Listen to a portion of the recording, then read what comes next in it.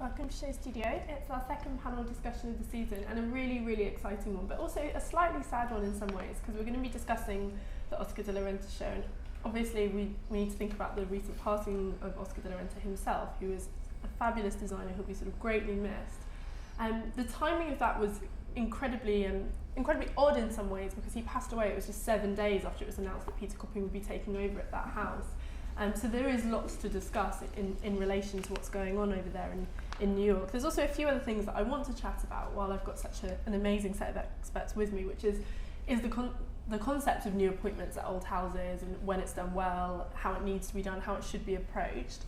Also, I'd love to talk about, particularly because I've got Rosanna here looking like this, about the relevance of evening dressing and dressing up and that notion and how that feels modern, whether it still feels modern, and how we should be approaching that sort of for today.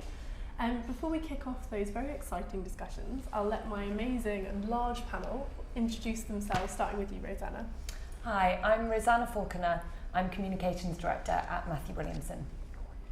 Hi, I'm Lainet Sheridan-Young and I work at Finch & Partners on business development and brand development. Hi, I'm Gianluca Longo. I'm a stylist, a writer and fashion observer, as I always say. Hello, I'm Hilary Alexander. I'm editor-at-large for Hello Fashion Monthly and a freelance writer. And I'm Dal Chodha and I'm a fashion writer.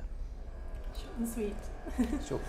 I want to start, obviously, as we said, by just talking a little bit about Mr. de la Renta himself, because obviously, he passed away very recently and had such a huge influence on fashion and was really, really dear to a lot of people. I think that was one of the things that really came across there, is how warmly people felt towards him. So I'd love to just talk about his influence on fashion and some of his iconic moments. Does anyone have a favourite de la Renta moment? Well, I always used to wait for the moment in an Oscar de la Renta show when the ethnic or tribal influences would come out, and they could be Aztec or they could be Ikat, but there was always something in either the way he used texture or embellishment that kind of referenced something slightly exotic, which you simply didn't see in any other American designer. Do you think he was one of the pioneers of that in America then? Definitely.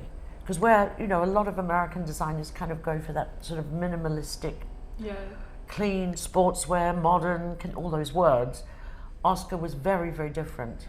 And he loved texture and pattern and things that were just slightly kind of very elegant boho, I would say. I think throughout his career as well, he was fiercely proud that he'd been in Paris, which was his kind of mark above all of the other American designers. If you're looking at kind of when he first started, particularly around the 70s and 80s as well, the Ralph Laurens, Calvin Kleins, he kind of had that over them and basically telling anyone that would listen. But more importantly, you could see it in his collections, that it had that sort of, I guess, French, Parisian kind of influence. I think that's one of the reasons why he sort of appealed to so many people on that schedule and showing in New York, because he offered some of that American, I guess, pragmatism. So for making clothes that actually serve a purpose and go to functions and are quite sort of formal in a way, but also have a sort of frivolity and romance that all of us sort of look for in fashion, no matter who we're looking at. Yeah, he was at, I think, at Balmain in Paris for 3 years, and the very last show he did for Malvan,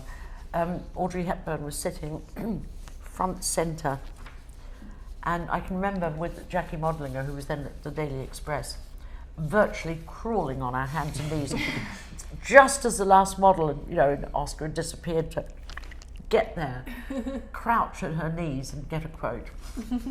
Well, but also, I mean, Oscar de la Renta as a designer, I always enjoy this lifestyle in a way, as you now mentioned, Audrey Hepburn. So he's always been so faithful to his customer and his clients. I mean, actually, he lived with them. He spent a lot of time with them, and I suppose that is very unique for a designers these days, where also of the past, to very much serve their customers and understand their needs. you know, whatever they are, you know, if it's Fifth Avenue princesses or, you know, some European royalty, and, you know, to make them feel at the best. And I think that was such a unique way of being a designer, fashion designer.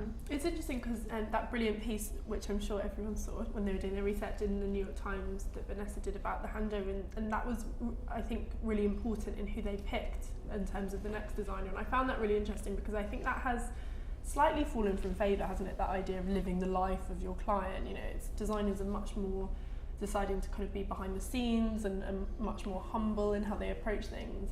But I think that is interesting, that idea that, you know, you live the lifestyle. That's something, it's interesting from a branding perspective. Do you think that's something that a client enjoys, to sort of think that the designer is kind of at this? Well, I think that it's what Gianluca said, is that a lot of them were actually his friends. I mean, they genuinely were his friends. So he really knew the lifestyle of these people.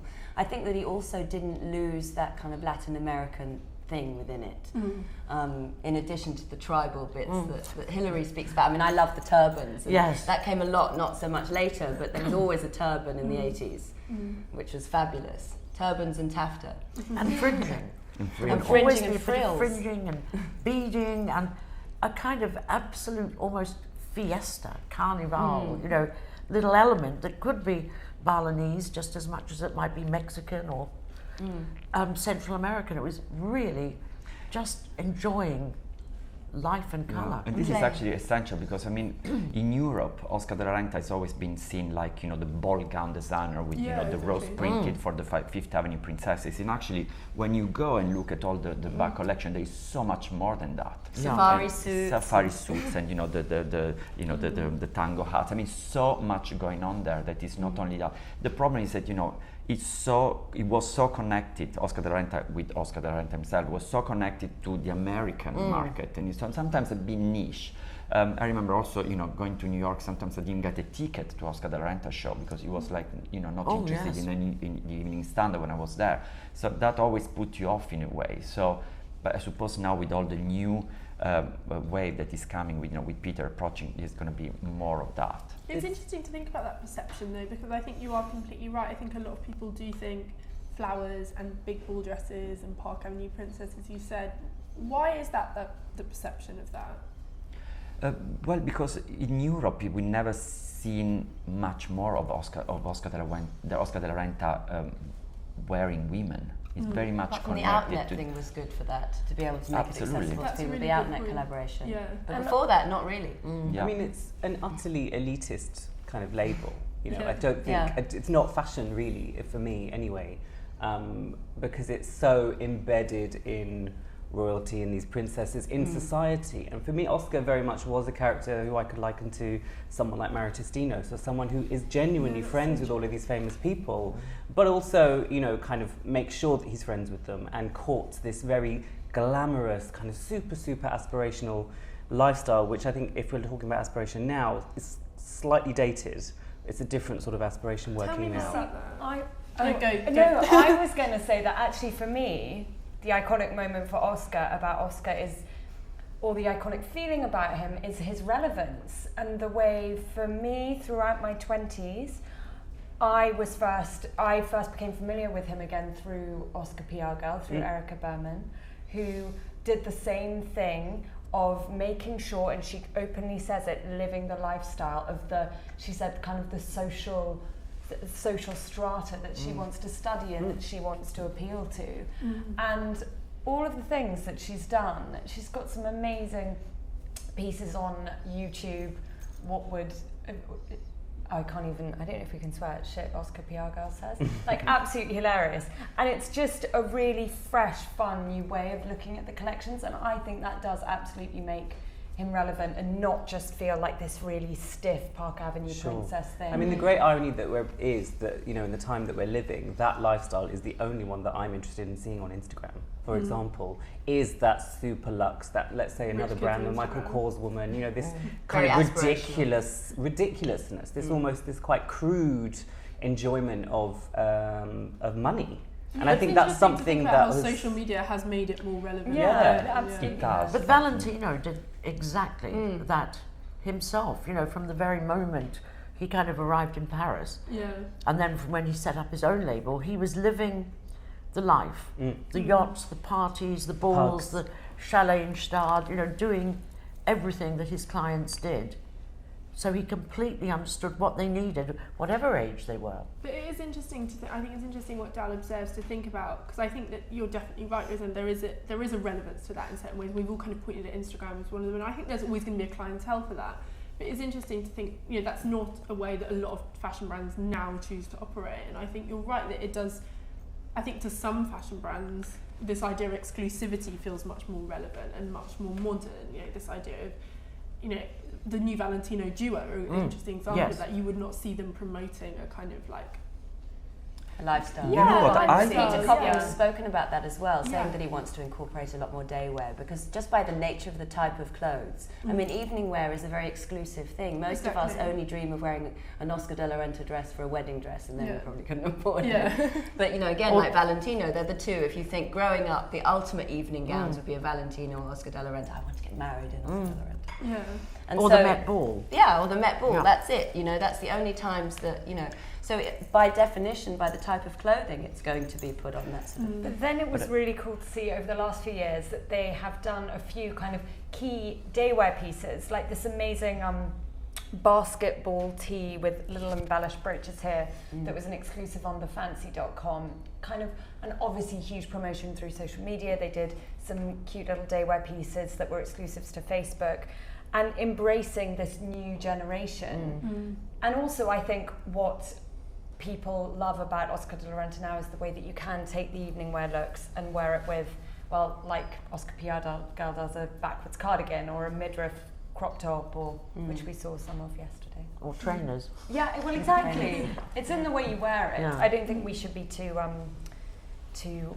blinkered about it. Yeah, but you know, going back to the to the idea of the designer living the lifestyle of the customers or whatever, I suppose nowadays, for what fashion is today, definitely in a big conglomerate like, you know, LVMH or, you know, the Kering Group, forget the designers, superstar. Now they're just operators to make the collection to sell in order to do that. Maybe some I'm so sorry. Maybe some niche. I have some water. Okay. Maybe some niche designer. Maybe the small designers are gonna still be, you know, a Gianbattista Valli, for example, the Missonis. You know, people who still stay small. But maybe they are the ones that they can afford to not they can afford. They would enjoy the lifestyle of their customers and being very close to the people they relate to.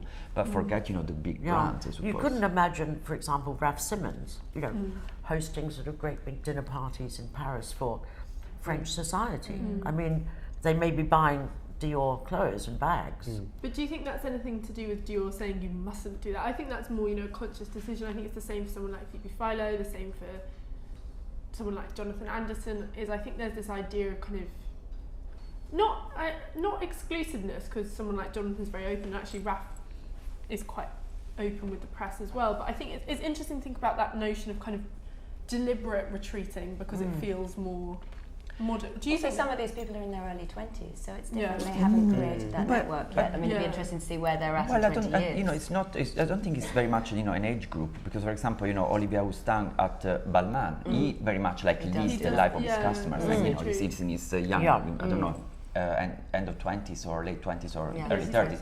So it's very much like where you are as a designer, and maybe big brands don't want the designer to expose themselves too much because it's so, everything has to be so controlled. I suppose that's my view on that you know, you never know what you might say. Maybe you say the wrong word at the right moment, and you know, you get fired the day after. This notion of rich has kind of fallen from favour as well. I think it's what you find aspirational. I think a brand like Oscar de la Renta will always probably sell a little bit on the notion of to women who want that lifestyle and they deem that aspirational, whereas I think there is now a woman who wants something that is nameless and labelless, and not to sound like a Bottega Veneta press release, but they want something that's, you know, not to do with being a socialite, more to do with being perhaps chic and effortless.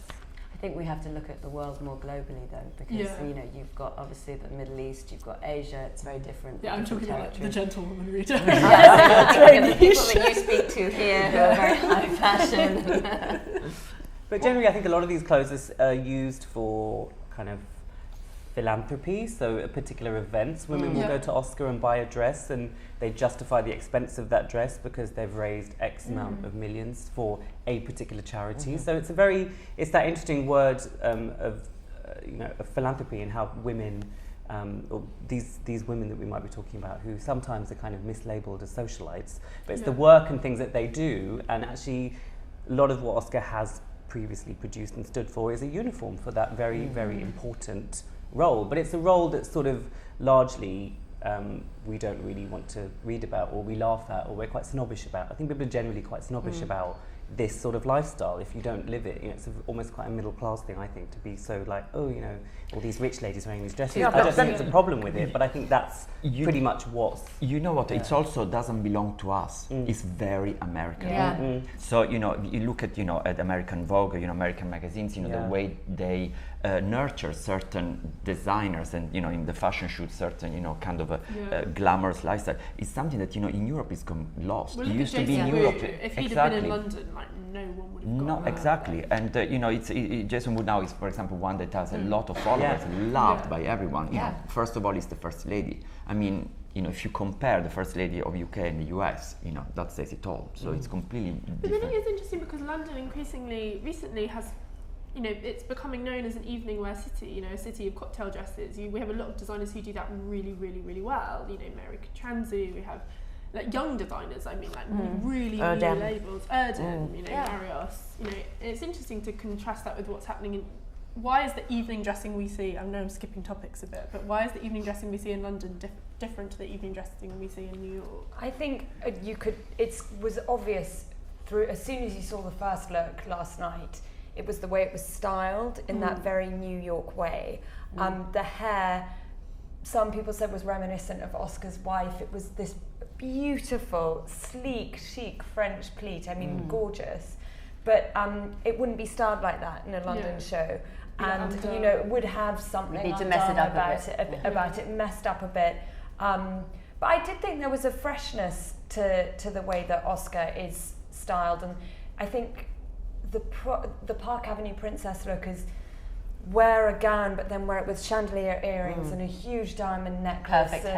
Perfect hair. Makeup. And I do think that now they're trying to wear an evening gown, perhaps with no jewellery. And that's certainly what we do in London, limit the jewellery. And then also the way they party. I mean, in London, everyone gets smashed and drunk. In New York, nobody does. So you can't wear a 30 grand dress. Exactly, so forget it. And even the pair of big earrings, you never know where they can go in the end. So. Never experienced this. Sorry?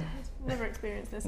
I don't think any of us have. Just looking back, though, to what Dal was saying about, being slightly snobbish about American society and wealth, compare that, for example, with the Kardashians and Beyonce, etc., etc. I mean, we're fascinated by them, and they're certainly wealthy. No one could argue with that. But that's a different type of glamour, isn't it? That's more like the Balmain, the Givenchy look. I think that's really interesting. I find that endlessly fascinating, that kind of that form of aspirational dressing, which is much more glamorous, much more about sort of sex appeal and less about kind of elegance? Yeah, less about elegance. And I don't mean that in a snobby way, I really don't. I think it's really, really interesting. But also I was reading, I was just going to say, it's the dividing line then, sex versus elegance. Well, I was reading interviews that Oscar had given, and they quoted Nicholas Coleridge's amazing book, which now the name has escaped me. It's the fashion... Conspiracy. Yes. And he very clearly says that, these clothes are for women who want to look nicer for men. So there is that element of, dressing up for your man, which might now seem incredibly antiquated and get you sort of lots of abuse on Twitter, but there is something very much about that. It's very much prettifying, this object that is woman for everyone else's attention, everyone else's views. And that's something that Oscar was very open about, and maybe because he was, from Latin America, could get away with saying lots of things that your American or your sort of British man couldn't say, because immediately you're kind of shot down as sexist and misogynist, etc. But actually, if it's done it's with feminine, it's about being a woman, isn't it? I mean, you can't argue with femininity. Walk like there are three men walking behind you, which, oh my goodness, I try to live by. Which you did on the way here. I obviously did, in my pink Nike Air Max.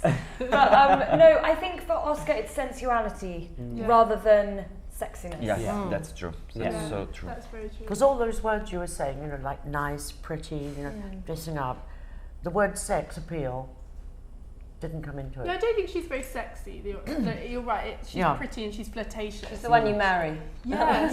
Yes. Yeah, that's so They were true. looking for a wife. But she's like the that one snob that marry a guy boy. marries. Yeah, Like- exactly. Yeah. Let's talk about Peter Copping, because I'm conscious of time and I'm conscious of all the amazing things I want to talk to you guys about, because I think that appointment was done so seamlessly, and I think it felt like totally sort of the right appointment. There was a lot of names that were kind of sort of thrown about, and actually I keep referring to that New York Times piece because it was really, really good. Talks about some of the names. One of them which was obviously John Galliano, because obviously he did that the work experience John Galliano at Oscar de la Renta, which is obviously like a lovely thing to do, and I think that worked really, really well. And this piece kind of suggested that the reason that a permanent appointment wasn't made was because of a difficulty with kind of clashing over John wanting to bring his own team and Oscar de la Renta, the setup there being quite sort of happy and established. But there were lots of other names that could have taken that role really well. Do we think that this was the right appointment? Gianluca, I'm going to go to you because I know he's a friend. Do you want me to say yes? Of course. No, it's the wrong one. No, it's absolutely the best, I suppose. And also because, I mean, I know Peter very well, and it's so funny because this is I spent some time with him and Rambert, his partner, in Ibiza, where we live Ibiza in a completely different way from the others. I mean, we don't go clubbing, we don't get smashed or whatever. We just are an isolated villa in a finca. It's impossible to reach it, so once you're there, you don't want to move out. And it was very strange because it was beginning of August and Peter was not himself. There was always this kind of sneaky things between him and the boyfriend, going to the house next door for faxes because the internet didn't work. And I was just wondering, something is cooking here. But I knew that he was not very happy in Ricci anymore because things had changed, so it was not the same situation. And then as soon as we left, the day after we left, he texted and said, okay, it's happened, this is what's happening. And I suppose he's the right person these days. He's a proper modern designer who could be completely under the radar, very hard worker. He's got the Parisian flair, but with a very British pragmatism. And I suppose to get a position in Oscar de la Renta where everyone was, he was old, he was very ill. It was a great thing that he designed the ball, the wedding dress for Amal Clooney. Yes. So that was almost like his last. Hooray. Exactly. So I suppose that was actually the best thing because in America, in the States, apart from American Vogue, not many people knew about him. He's very much one of those designers that all of a sudden said, okay, he's the most talented. His talent is there, and let's go for that rather than Jason Wu, as for example, we're saying because the Obama connection or whatever, or some other that would have created more buzz, but maybe less talent. But I think the crucial thing is Peter's Parisian experience. Absolutely. So working with a real French atelier. The tailoring and the flue, and really knowing everything about making beautiful, beautiful clothes. At a almost couture level. His love for women and for the women, for the femininity of women is so incredible. I mean, you can see also with his girlfriends who are always so delicate and literally love fashion. It's a mixture of English and South American and French ladies. All like in the mid 30s, 40s, mid 40s maximum. And they're all very delicate, and very romantic in the way they live, and it's exactly what he managed to capture. Curated his world. Really. Sorry? But it's interesting because I love that idea of femininity because that's such a code of Nina Ricci as well. It's a different kind of femininity. I think it's slightly more whimsical, perhaps. But do we think that fits quite well with Oscar de la Renta? Absolutely, it's a strong femininity, and I think it's not dated. Because the fear, when you start getting into the florals and things, it can be very dated. Yeah. And it isn't what he did for Nina Ricci at all. It's beautiful. Yeah. Particularly his last collection there, I love. Yeah. Really adored. And commercially, it was very strong as well. You saw it in stores that you wouldn't have seen Nina Ricci in for a long time. Can we talk about, I want to kind of pick up on your branding expertise, can we talk about the way that announcement was made? Because obviously, the fact that Oscar de la Renta himself died sort of 7 days later really kind of threw things up in the air, because I know there was this intention that they would work together for a while. But how does a house like that handle passing sort of the baton on to a younger designer? What's the best way to do it? This is a unique situation though, because the family's still all there. Yeah, exactly. It's very family run. It's a very interesting situation, and I don't know whether that's better or worse. I'm presuming it's better. I'm hoping it is, because often they'll be going into a big company, a big corporation, so they kind of slot into that. Sometimes they bring in their own team, like you said John wanted to do. Yeah.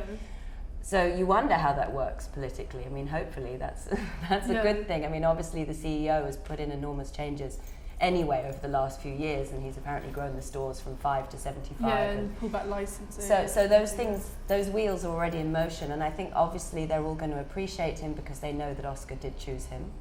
So I think that's a good thing, and that's evidenced in who turned up at the show yesterday. I mean, that's huge pressure. Anna Wintour was Oscar's best friend, and you've got to present the show. Yeah. No, but I mean, also his most faithful customers were all there. From Mercedes-Benz to Mika Ertegun, his wife Annette. Mika Ertegun hardly goes out of her house. I mean, she's so old, but they really went there to support it. So I must say, it was actually a joy to see them supporting Oscar de la Renta as a maison, like a proper New York couture house with whoever would have been there, but I'm sure they're very happy with Peter and what he did. It's an interesting model though, isn't it? Because I think one thing to think about, and I don't want to get too literal, but there are a lot of really, really old designers around at the moment. I talk about this in the past, everyone looks at me like I'm bonkers, but there are who are still working, and still producing kind of brilliant, amazing work, and are very much kind of in charge at their house. But you think, is this a model that we're going to see kind of replicated? Do you think we will see Mr. Armani work alongside his successor for a while? Will we see Ray Kawakubo work Mr. Armani's a good example because he will struggle with it. Yeah, he'll really struggle with it. It's really interesting to think about that, isn't it? Because most cases, a designer leaves and then another designer is appointed by the house. Whereas there are quite a lot of examples. Mrs. Prada, Ray Kawakubo, Karl Lagerfeld. Karl Lagerfeld is a little bit different because you wonder if Chanel they will ultimately decide. Whereas something like Com or Armani or Prada, it's much more that designer's choice. And I find that really interesting because it was, sorry to keep referring to this New York Times piece, but there was a quote in it where it was Mr. De La Renta's son-in-law, who works within the company, said he kept saying that he didn't want to end up like Bill Blass. And I think that's a really interesting notion where you have a kind of like, it's like sorting out your will in a way. Yes. And is there a way that should be done? It can go either way, because I think in recent years we've seen option one, where a designer arrives at a house and completely puts their own stamp on it, and that is reflected in the communications as well. Talking about branding, when Eddie arrived at Saint Laurent, the branding had to completely change. That had to be conveyed in a very strict, strongly worded press release. And compare that to De La Renta, where it's all, I feel like it's been handled very politely.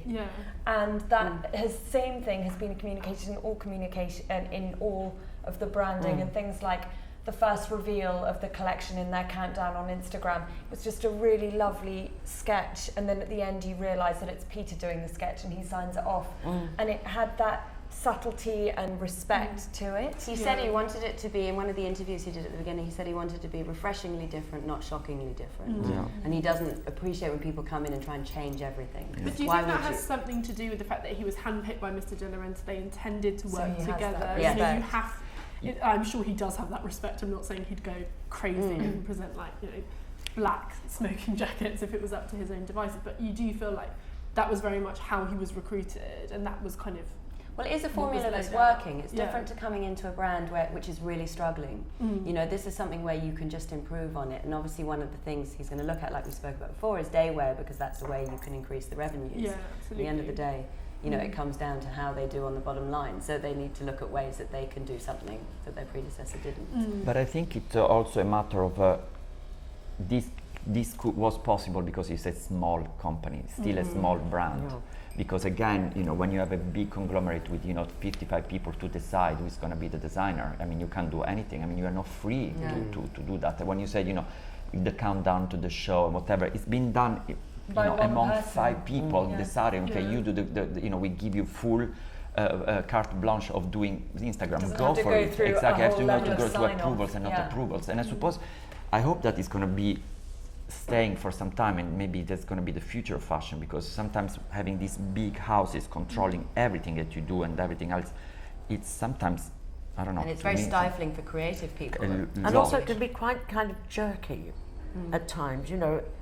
Is it, you know, part of the house's DNA, or are they doing something completely different? You know, you're often kind of a bit muddled as to what the direction is. Is it the new designer's own thought process, or is he picking up something from the archive? You know, what really is going on? I think you know, we've seen that sort of particularly, you know, with houses like Givenchy, for example, you know, which kind of went from one zigzagged, if you like, through designers. Similarly, you know, with Gucci. Things sort of... It's that revolving door thing. And you know, the customer gets confused. I mean, at the end of the day, the customers are not stupid. I mean, whoever buys, you know, okay, we get this designer 2 seasons, doesn't work, let's get another one. All of a sudden, you get bored of it and you leave. You're not. You don't go and buy there anymore. I mean, Saint Laurent is a great example of how it's working with Eddie, because it's been incredible. Because Eddie had literally a lot of power himself to decide about the new branding and what to do with it and everything else. But very hardly happens. So, you know, you either go for a very, very strong view, or with a small company where you can, you know, I think that notion of designers working alongside each other for a while is very interesting and very rare. I think this is one of the only ways when it can happen. It's when a designer is handing over to someone else and saying, I'm going to stay around to like consult for a while. I think that's really unique. But you know, Peter, I remember, he was so happy to work with Oscar. You know, he said, you know, I mean, I'd love to spend actually days and days with him just to see what his view of on everything, okay, on a ball gown, but also on a plate of truffle risotto or spaghetti, or you know, some you know, Caribbean fritters, you know, banana fritters or whatever, or you know, maybe a paintings. I mean, they shared. I mean, Peter, apart from, sorry, I know he's a friend of mine, so I'm saying more than I should say, but you know, he's got an incredible eye, not only in fashion. Fashion, it's okay, it's work, he loves that, he loves women, whatever.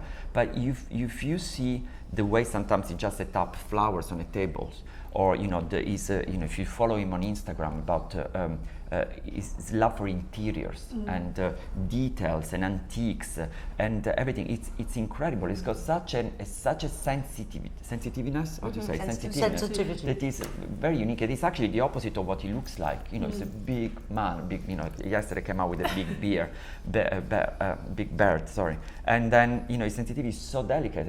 It's actually quite enchanting. I love the idea of them just having conversations about everything. What do you think but that's where you nurture someone. That's where you capture. You get a handover. I think that's the main thing. Isn't it? You're not in the but ghost that doesn't exist of in fashion, does no, it? It doesn't. You kind of, designers are normally going in and sort of looking at old previous collections or archives and sort of filtering them, but actually they don't really, you know, we're looking at a picture, let's say, of something on Instagram, we don't really necessarily know the context with which that picture was taken, but if you had the luxury of having the creator next to you, they could say, well, you know, that dress was created like this, or it took 7 months to make this skirt, And I guess it's all those little anecdotes. If you're smart enough to capture all these elements of, you know, talking about the painting, said, I found that in I don't know, in a trip to Barbados, I don't know, whatever. All that, if you're clever enough to understand it, to capture that, it becomes part of your creative process in a way. But you see, with designers, unfortunately, you know, designers such as Christian Dior, or, you know, even Saint Laurent, for example, you know, whoever then picked up, you know, the torch, if you like, never had the chance. No, they never got. They arrived in. I mean, who talked to Dior? I wonder if there's anyone still alive who actually talked to Dior. You know, had some kind of dialogue. Alex Fury told me something really interesting. Everything he tells me is interesting, usually. But he said that when you go into the couture atelier and you speak to, like, you know, the people who are actually making it, they will say, we work for Mr. Dior, we don't work for the designer, which I think that's quite interesting. Really? I think, but in a respectful way, not in a, like, we hate Ralph Simmons, but more in a kind of, like, you know, they respect that craft and the fact that, you know, they're doing work that has been done by people for years and years and years, and it's very historical work. And I find that interesting because there is always something at the house that belongs to the person before and the people that have been there before. But it is very different. Sometimes there isn't. Maybe there I mean, isn't. you hope there's more than a name, but and in some cases it's only access to archives is really There is an amazing documentary, I don't know if you heard of it, it's called Dior and I, of Ralph Simmons. I think it's screening next. It's incredible to see all the behind the scenes of all the petit man, of the ladies who've been there forever. And actually, the love for Ralph, anyway, this is a completely different. That's another panel. Another panel just on that.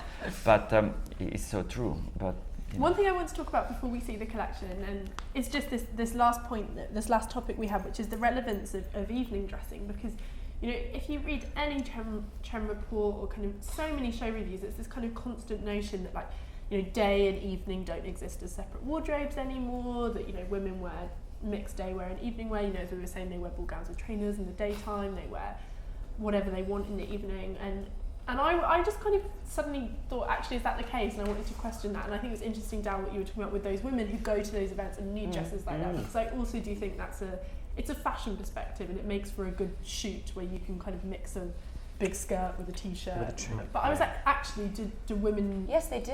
In America they do. In the Middle East they do. In Asia they do. I mean, there is a dressing up culture. It's not something I think that's necessarily us, as we talked about before. But there definitely is, and I think that most of those women would be insulted about the Oscar de la Renta messing up, even though Oscar PR girl does it beautifully. I think that there is a woman where they're quite purist about that. And they feel that everything should be done as a complete look. For us, the item where we have no price resistance at all is the £3,000 to £4,000 evening statement piece or evening gown. There is an absolute market for that, and it's not just the special occasion shopper for her 30th birthday, but a customer who, there is certainly a woman in London in the other territories She's not that English. you mentioned. Well, there are some English who have regular charity events, and I do also, and then there are the English women who buy and say, oh, but I don't think I have the occasion for this, and I'm just the believer of find an occasion. It's a Wednesday, wear a gown. So I think that attitude, and once you do have something that you really love, whether it's evening wear, I don't know. But I think what you were saying earlier about the word blinkered, I think is a good one, because again, when we talk about, or I should say read about, what people say about evening wear in the way that you framed it, Lou, is that pretty much the fashion press kind of talk about fashion. They don't really, I don't think have enough interest or take any care to think about those women, because those women aren't cool in to put it into that. So they kind of get ignored, which I think they probably quite enjoy, because it means that they're away from that and they're not part of this wonderful circus that all of us pays all of keeps the roofs over our heads. But I think it's sort of shunned by fashion, so that's why the writing doesn't really reflect, partly because what Gianluca was saying, that you don't really know this lifestyle unless you've been to those events, unless you've seen them. I was working on projects in India and Brazil in these new territories, and it was dressed. Women, they don't walk anywhere, they don't wear flats. It's just this really amazingly kind of. But then the fashion press is like, everyone's in flats, and they're not. There are many Christine Louboutin shoes clacking down the halls of hotels in India and South America and China, and those women are the ones that will dress up. And I think it's just not interesting for a lot of, I guess, people or critics when you're sitting at a show to think about those women. You kind of want to put it into a more street level. Yeah, but that notion of kind of turning evening wear on its head and wearing it with trainers, for example, it's not just a new thing that fashion sort of writers have invented. Because remember when Sharon Stone wore to the Oscars that cream short sleeve cashmere sweater, shock horror, with a huge kind of ball skirt. Amazing. I can't remember whose ball skirt it was, but was it Michael Kors? I think the top was Calvin Klein or Ralph Lauren. It was just a simple ivory cashmere short sleeve sweater. It's interesting, but that notion of high and low, you're right, it isn't new at all. I just wonder why I think there's been such vigour around this idea that evening wear is over in the last couple of years. I don't think from a commercial perspective it is. I think here we don't see so much evening wear for sale in the UK, because there just isn't. The department stores don't have enormous evening wear departments as they used to, apart from Harrods. But Judi Dench's on the front cover of the Telegraph today at a film premiere, wearing the most gorgeous jewelled embroidered but I suppose it's a joy for a woman to wear such thing. I mean, I'm sorry, but it's a princess. It's every. I remember when you. No, I don't remember, but girls, the young children, they always want to dress a big ball gown. So it starts from the very early stage. I never did that? Well, or fairies. They want to dress or up as fairies, exactly. So there is always this and dream of wearing something that makes you feel like I again love it. aspirational, fabulous, glamorous Disney's made lifestyle. Like Rihanna did at the a Grammys the big other day. staircase and a big Yeah. ball gown. Yes. That's it, because I never used to watch Disney films. Yeah, that's Maybe what that I mean, is that's- what it is. Yeah. I think the generation now, the customers who were on the front row, but the younger ones, they certainly don't want to look like their mothers, Yeah. but they just want to wear that evening wear in a different way. And we haven't spoken about it yet. I think a lot of my generation also first came across Oscar de la Renta through Sex and the City. Yeah. Yes. For me, it wasn't about the dress, it was about the unboxing of the dress. The dress literally illuminated the entire scene. It was, and the ribbon was amazing. But that program was actually really influential on that absolutely. attitude of dressing up, Yeah. because you're going for drinks and it's a Monday and you're going to wear Manolos. Patricia So I think that Fields brought it back. It has actually changed a lot of, not only in America, but worldwide, Yeah. the concept of, the 4 girls dressing up and, going and Going enjoying out time, together, and Well, having a clutch bag wearing during the the day, handbag like you that, know. under Did the, you up do on the elbow. That was Yeah. from Sex and the City. Sorry? That's a really good And a point, clutch, though. yeah. Clutch bags a in the clutch day, bag. but even just kind of that you can wear whatever you want. I think it's probably had an effect on both. It's had an effect on dressing up. It's also had this effect on us saying that day to night dressing is over and everyone wears evening wear in the daytime and day wear in the evening, whatever they want. Because I think that is one of the big things of that TV show, is this notion of like, wear your Manolos to breakfast and wear your tutu in the day.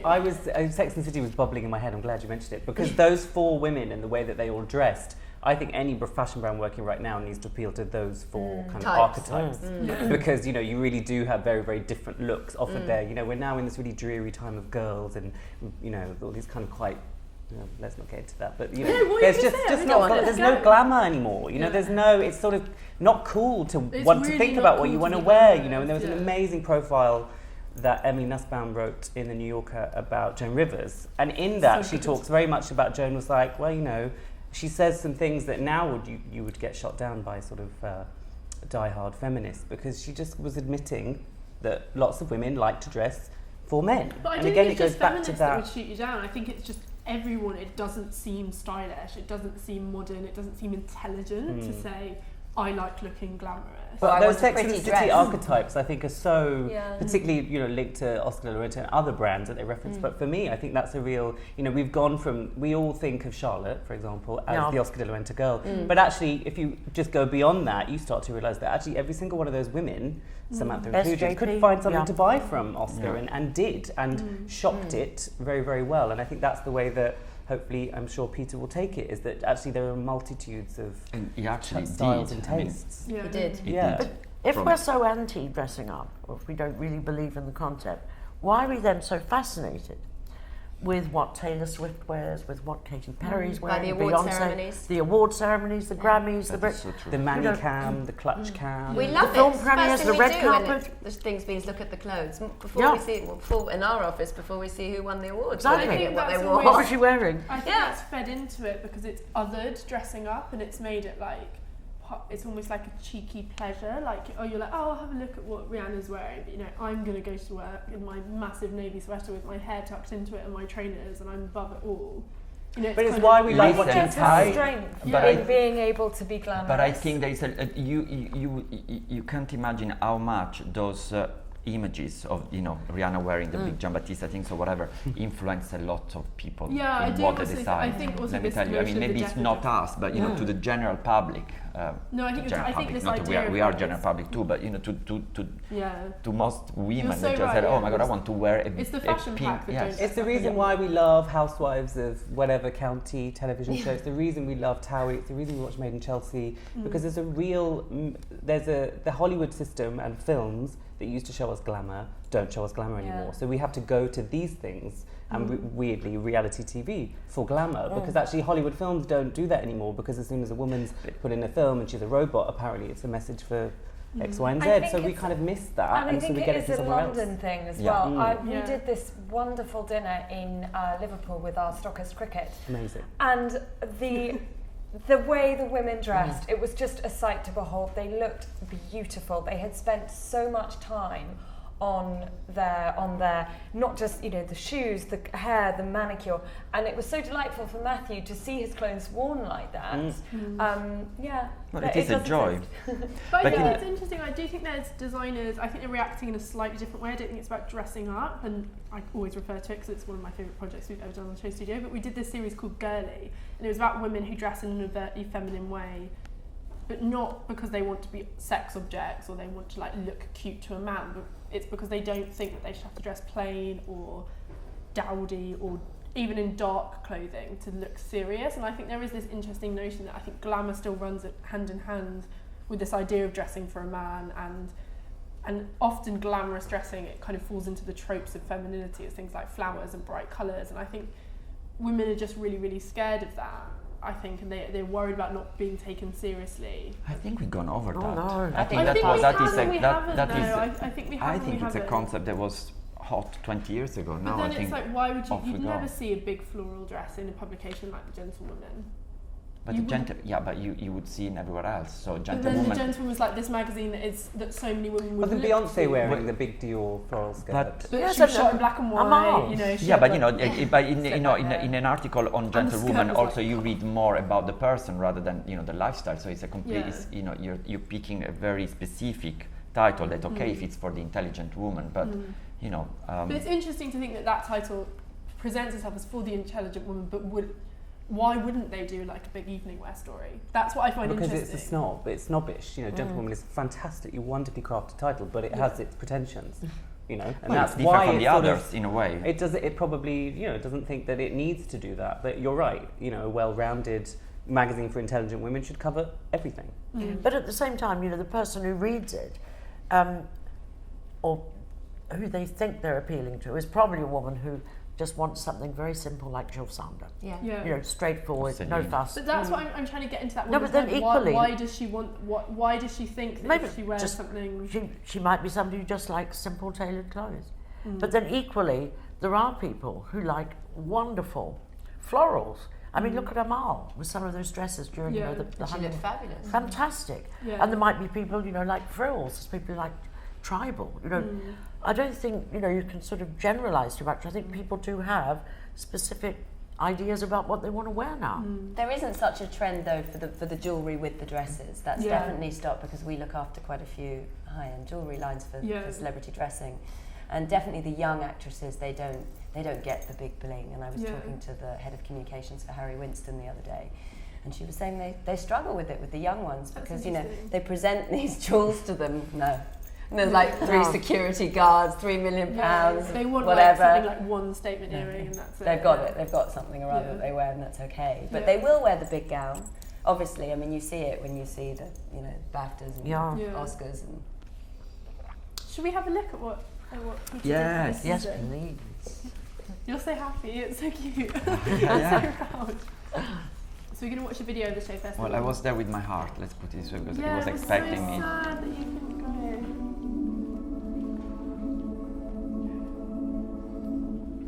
Was it in the same place where he always shows? It's at the offices. Yeah.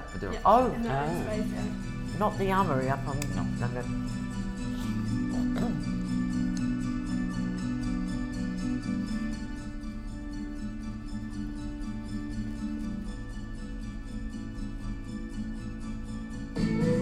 All the customers. I know. All piled up. And I love that Anna Winter was sitting actually with them rather than on the press side. I love this day wear look. Yeah, look, Mercedes-Benz and... It is a very kind of clean, opening section. It's so much fresher, but much younger. The palette also, to me, it's very Oscar as well, that kind of cheerful. Very Oscar. Yeah. But it is also quite Nina Ricci. It's, it feels like a nice little mashup of the nice two. Little frills. It's the lightness of that Peter has put it in here. I mean, remember, this is a fall-winter collection, and there is no, so far, not big, heavy coats with furs. That is something that Oscar de la Renta himself would have done. Although there's the fur on the skirt. Did Peter work with fur before at Nina Ricci? Yes, of course. But there's a frou-frou element too, isn't there? Just a little. There's always a slight frill or They make it lighter in a way. I love this. It Even the shoes, I know those aren't them, but a lot of them are the little Mary J. It is Mary very J with the tip, yeah. But nice textures too, and in the fabrics.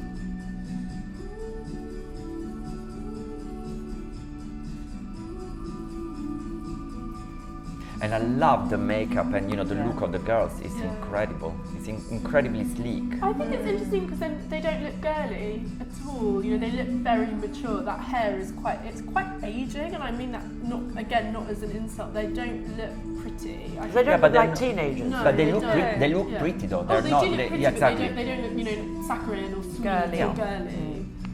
But that's probably a very useful thing, because if you think of the customer doesn't want to perhaps see a dress worn on a girl who looks 15. Exactly. Yeah. No. And also, but you can see this, for example, this outfit worn on a younger girl easily. Yes. Because it's a lighter blouse, a skirt short like that. Yeah.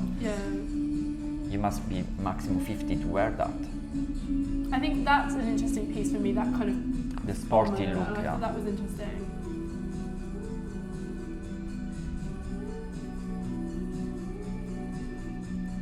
Very pretty.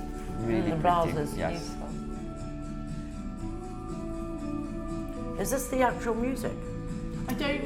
Is it? It's the actual music. You never quite know with streams because sometimes they can't afford the music, so they put hotel lobby music over the top. But apparently this is it. It's more of a classic, coat and skirt. But always, if although it's heavy, you can see the light print. Yeah. I like the way he's brought the floral prints in. Updated. Yeah, it's prints. very delicate. I think it's interesting that he's the colours that he's brought the floral prints in. I was actually thinking about this morning when I was looking at the more kind of traditionally feminine colours that are in the collection. They're not put with anything that's floral. I think it's been very intelligent with how that's been done. It's done. This is a very fresh Oscar de la Renta.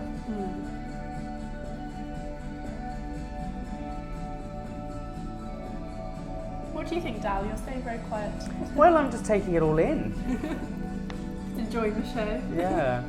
I don't think it's like a radical, swerve away from. Yeah. Well, it's a good Oscar. time to read his notes because he said, this is Peter Copping's statement. He said, "I'm immensely proud to have been chosen as creative director of Oscar de la Renta. Unfortunately, things did not go according to our plans and I never had the chance to work with Oscar, which is something I deeply regret. In this, my first collection, I hope to honour Oscar's legacy and also to start a new chapter for the house. I would like to extend my thanks to Alex and Eliza Boland for their continued support and also to the teams in the studio, press and ateliers."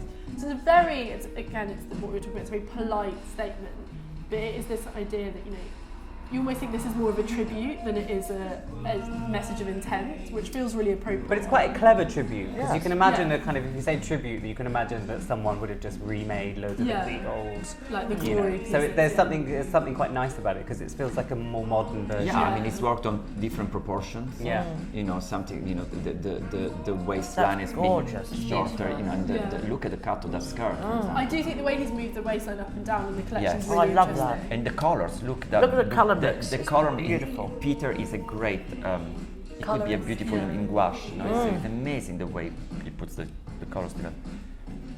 And it's what I mentioned earlier. They're later in a couple of looks. I haven't studied it much, but there are cutouts over the lace bodice, which I think are really youthful and seem really fresh. And working with the midriff as well. That's very Oscar. Yes. Very I was Oscar. about to say, that's Oscar very would Peter have as Oscar well, would have put like- this on a big Yeah, gown, Yes. for Yeah. example, while he decided to make it short. It's a bit carnival, Yes. fiesta.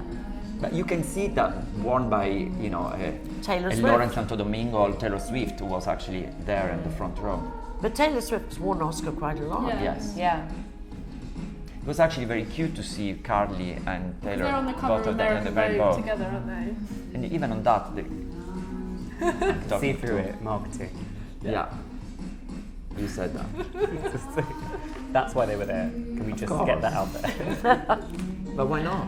No, why not? But I mean, it's not necessarily a It's kind better of... than have at the Cannes show all the all his friends in. Yeah. Yeah. You work it the same way. And the screaming baby. And the screaming baby. I'm going to be that person. If I have a baby, I'm going to take it to fashion shows. Definitely. I love people that do that. Come on, let it have a tantrum. You know what is Really? you know what is so dangerous for the babies? They Yeah. have very thin. But you put little earmuffs Oh on come them. on! No, I think it's cute. Stay home. And all you the can lights. watch it. Look, I was talking Stay about home and watch it streaming. from the live stream. It's much easier. Yeah. Live No stream fun it in for the the nursery. baby. And you can feed them as well. This is cute. This is very Oscar. The fabric seems lighter in general when It it moves is. down. I think It's the not as fabric heavy a feels taffeta. very- It's not taffeta. Yeah. It's more floaty. Is it? And also look, Organza? there's a little corset element there. I think the fabric feels very Nina Ricci, and then the aesthetic and the cuts feel quite Oscar. Yeah. Yeah. If you look at the way he kind of did like those very light layers of like chiffon, and I feel like that. This is quite Oscar, this Yeah, fabric this is- though. This is heavier. And Yeah. Just realised Chartreuse colour. That's like what you're talking about, babe. Well, it's quite interesting to see how he has reinterpreted the rose. Yeah. in a I way. love this. The And way that this is the so print's beautiful, this dress. The pockets. Again, that feels really fresh for me. Yeah. It means you wear an evening gown in a completely different way, and it's so useful. Just put your iPhone in It's perfect. it. But it's interesting what we're talking about with evening wear with a lack of accessories. That's exactly what this is. Yeah, exactly. They haven't got anything else. And They don't need it. Look. no, exactly. But you think, marketing That's wise, my Oscar de favorite la Renta look does great ever. jewelry. Yeah. No, the Very black easy and white to camera. wear. Black and This white one, camera, this yes, is that's fabulous. This is my Yeah. favorite. And the back is amazing. I like the way he's kept the embellishment towards Yeah. the end. It's very well edited. Beautiful. Look at that. Look at the back. And again, that's very Oscar. This I adore too. Seems Yeah, I Kate think that's really Blanchett. cute. The little quad bow, it's so cute. I think it's interesting what he's proposed for evening though, because it would have been very easy to end with a kind of big clap-worthy run of these big ball gowns, but for every kind of more traditionally heavy one, he's put in one like we just saw that black one, which is a kind of a slip of a thing. And Yeah. I think that's interesting, and like the one that we've seen coming here, I think that mix of heavy and light, I think that's an interesting way to have done things. Because he could have just done a kind of get them getting bigger and bigger and heavier. And a big clap. Yeah, a big clap, and that would have been an easy finale. That's wonderful. But it shows that he's got a vision for the evening wear. Because as in a well. way, it's quite an easy audience because you Yes. know what they like Yeah, and you know what they exactly. want, and he could have quite easily just given them that 100%. But actually, this is a slight take on what they because want. I was wondering, given a lot of it's exactly what you were saying, Lainet, given a lot of what he'd mentioned, the quotes he'd given before, I started thinking, is he going to put all his experimentation into the day wear and then the evening wear, just exactly, cater to the crowd, do it one bit. It feels like he's just got just as many ideas and vision for like the big dresses. Quite a long collection. Very long. Yeah. I mean, he's nailed red carpet dressing, Yeah. no question. He's There keeping is that going. there is a big red carpet dress, you will see. But Yeah, but you'd want there to be yes, one, of course, like, yes, of course you absolutely. would. But this is all very delicate. All this. But I think the gold way and black. there's a real mix of red carpet here, that some of the plain black, more sheer ones that kind of tap into that Valentino look. And also very- the corset element is very Nina Ricci, but it's also very him. When he was Yeah. also working at Louis Vuitton with Marc Jacobs, Yeah, he was, yeah. there They was did some so collection many- that was, yeah. all Like about, the the fetish one and the corsets, corsets, exactly. yeah. And there was Peter's hand. That's very Nina Ricci to me. Yeah. When I look at something like that, I think. It's very Frenchy. Yeah. in a way.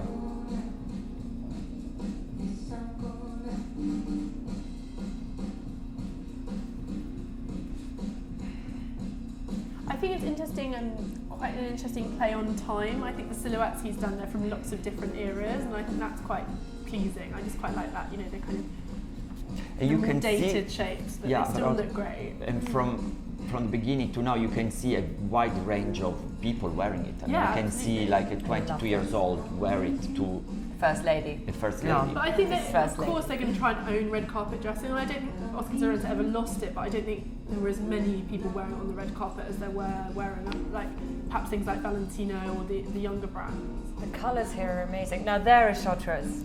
Wonderful colour match. Okay. The color match, Sensational. and this is also my second favorite look, the one after with the gloves. Love. Yeah. I love the way the bodices are slightly balletic. Yes. Sort of like swan lake. It's really, really nice. But I think Gianluca's totally right. He has like a way with bodices and corsetry, and I think it's interesting to see that. And it's a fresher take. It's a bit Yeah. sexier Yeah. rather than being sensual in a way.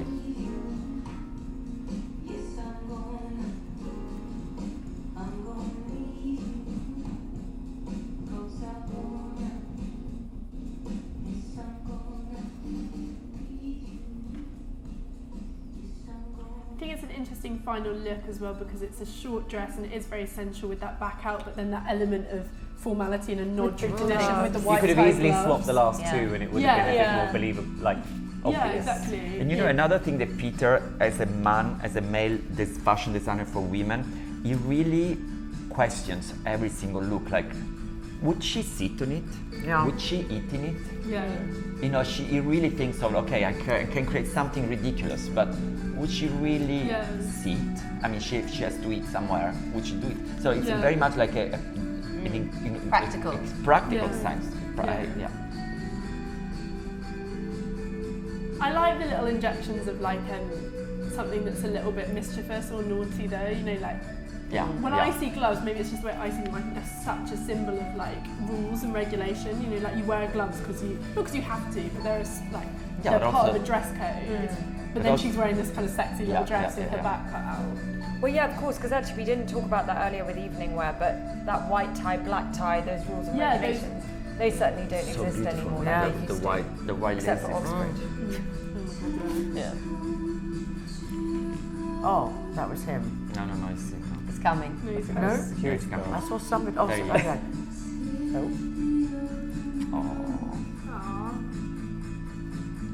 He should be very proud. Yeah, he should be very proud. Should we have a look at some of the close-ups? So what do we, we've obviously monitored some of the response so far. What do we think reaction to the show is? Do you think this is what, going back to some of the conversations we were having about, moving into a house as a new designer there, is this kind of a good way to do it? It's a very, it's, I'm not saying it's going with sort of with a whisper rather than a whimper rather than a bang, but it's quiet, it's not. It's got his graceful. name on it though. Yeah. I mean, especially when you see it at the end, them all coming out, it's very much, you can see his style coming through. When you see each piece individually, I don't know if everyone agrees on this, you can see the Oscar de la Renta heritage coming through, which I think is important. But when you see it like that, with the way the florals are done, and it's very much him. When we say the heritage, where do we see the flashes that are most Oscar? Is it in the palette? Is it in the cuts? What's most Oscar? I think in the use of black and white with the rose. Some of the shapes, the skirts like this. And also the coats and skirts, which striped ones, which had a slight sort of ethnic texture, just to the way that, the colour. But also the way Oscar always paired up, that the classic, the shift dress with the coat of the same fabric and color. This time Peter just went with the skirt and the coat and then changing with the blouse. Maybe that is again a step up to that. So that's another element. And this is very Oscar, this kind of jacquard here with this age. And also with the frills, because they were, quite discreet, but in the early part of the show, virtually everything had a little flounce or a little frill or just something. You can't be Oscar de la Renta and not put a frill in, can you? I mean, this is very Oscar, for example, this coat, with this kind of jacquard. Yes.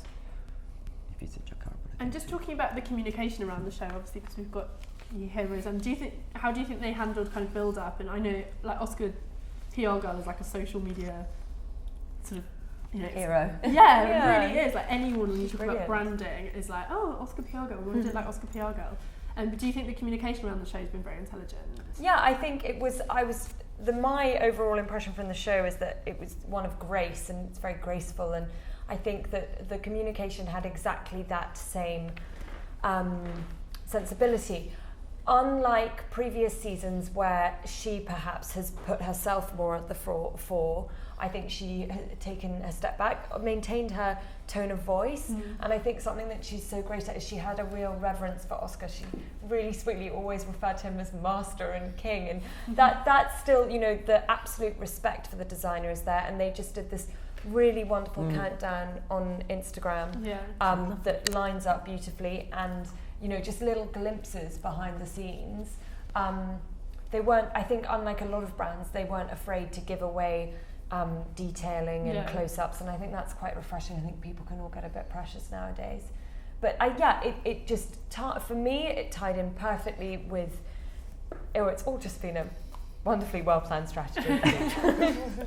From the first tweet to the final. So were they sharing details of this collection before? Yeah, they were. Just like what? Really how much piece of fabric? Sweet 15-second videos, close-up of a sewing machine, close-up of a colour palette, close-up of one of the roses on the black rose on the white dress, and then the very things. Glimpses behind the scenes of the atelier of the seamstresses discussing exactly a stitch. It just, I think particularly for an American house, it's so important to underline that, as Hilary said, that almost couture. But that's their level point of difference, I think, to any others. Especially when you look at like the names that everyone's talking about in America. It's people like Wang, it's Alexander Wang. That's not what he's about in that way. And I think it's really interesting if they can kind of put themselves on and like couture always keep that legacy of couture. Well, he's considered, he was considered the couturier of the America. So, it's good that they keep it. But I love the way they communicate in such a subtle way, so elegant. That is also Peter. Peter is he will never seem as loud or screaming or whatever. It's very much like his philosophy. And I think there's an openness to sharing stuff. I think that's interesting as well. I think it's also essential. The way every brand does today has to share what's happening there. To create mouth-watering and expectations and everything else. But I think both Peter and Oscar, rightfully could or called themselves couturiers because they were. Yeah, absolutely were, and yet. Do we hear Ralph Simmons describe himself as a couturier? No, but I don't think he is, and I don't think he would pretend to. I think he is now. He's got a very good command of it, but he's not. You really must see this documentary. It's incredible because it's all about the footage of his very first couture collection for Dior. He only had 3 months to do it, and you can see. He goes to see the Dior house. The Monsieur Dior house in what's near Biarritz, in that area. I can't remember the area now, it doesn't come up to my mind, but you can see the whole process. Also the way he liaises with the atelier is completely different. It's not a couturier way, but it's a designer way. But it's interesting. I mean, why not? Yeah. And it's actually. But it's interesting to think of that, isn't it? That you get the designers who perhaps aren't versed in couture at all. Someone like Raf, who comes from a kind of menswear background, a background very focused on street youth. In a couture house, and then you have these designers who actually are very versed in couture and are ready to wear. I think that's interesting, and I think that mix-up creates interesting things. Well, with Oscar, it's because he is that in the US where it's rarer, so that's why he becomes. But then you think it is rare, but then there are young designers. The Rodarte show was interesting for that because it was so kind of like embellishment and evening wear, and even I know they're great with their day wear, but even Proenza, they're very focused on craft, like and handmade stuff. So I think it's interesting that he's kind of championing. I don't mean it to sound like I think it's dated, but the more traditional element of couture, that the femininity and those more expected kind of shapes that come with the codes of appropriate dressing, which is very different to what someone like Rodarte or Proenza do. And there's a space for it. There'll be more of a call for that now, I think, with the newer territories, like you were saying, when you go to Brazil or India. I think there's more and more needing something more, and if you are going to pay that money, however wealthy you are, you want to know that it's spectacular and it's spectacularly made, and maybe it's a one-off, maybe it's couture. I think that there is definitely a space for the sportswear designer, as I'll be the first one to scream about. But I think if you are going to buy that kind of gown, you want it to have that level of. Yeah, absolutely.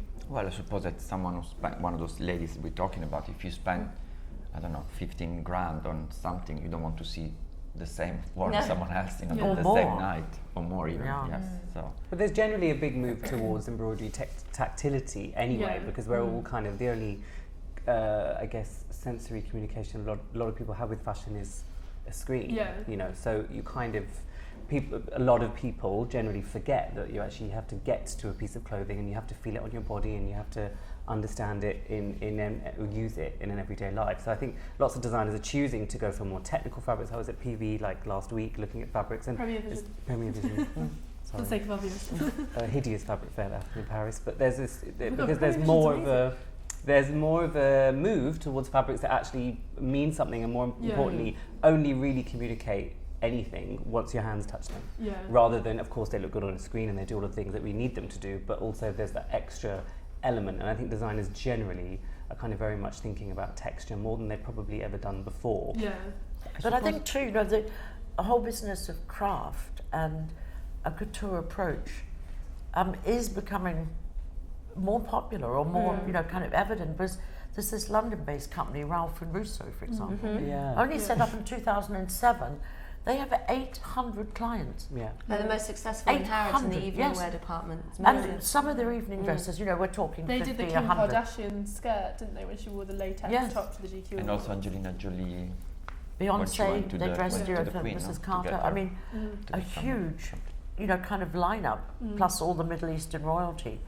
And all of that, some of the dresses, like, we're talking 1,000, 2,000 hours. Diamonds in them. 4,000 hours of hand stitching and embroidery. I also find that customers are really fascinated by that. We had one dress last summer that was 200,000 sequins and took, I think, a team of 3 men a week to make, sitting there all day. I mean, it really was the level of craft that these embroiderers put into it. Fascinates the customer and justifies the price, which is so important. Yes. I think that's really interesting, that phrase, justifies the price, because I think a lot of the focus on tactility and craft is a price justification exercise, and that's interesting to think about, particularly when you think about somewhere like Oscar de la Renta, where they've got more of their own stores now, and I think there's this element of people coming in and interacting with the fashion and then loving it and wanting it because it feels and looks amazing when you actually see it. So we're impressed then. Yes. So you all seem very happy, which I guess is how Oscar de la Renta should make you feel. You should feel like happy and joyful.